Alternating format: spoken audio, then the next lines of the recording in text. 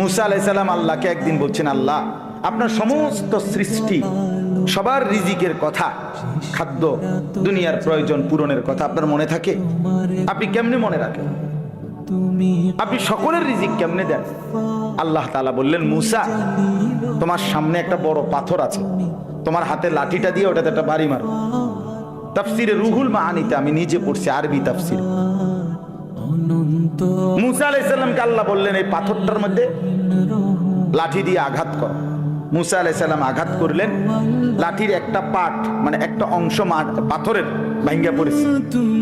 মুসা আলাইহিস সালামকে আল্লাহ আবার বললেন, আবার লাঠি দিয়ে আঘাত দাও। আবার বাড়ি দিলেন, পাথরের একটা অংশ আবার ভাঙ্গা পড়েছে।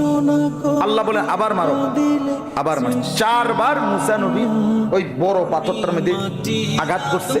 4 বারে মোটা মোটা 4টা টুকরা ভাঙ্গা ভাঙ্গা পড়ছে। এই 4র্থ বারের পরে এই 4টা মোটা মোটা টুকরার ভেতর থেকে একটা ছোট্ট পোকা বের হইছে। মুসা আলাইহিস সালাম দেখতেছে এটার মুখের মধ্যে একটা ছোট্ট সবুজ একেবারে পিচ্চি পাতা, এটা কুটকুট কুটকুট করে খাইতেছে।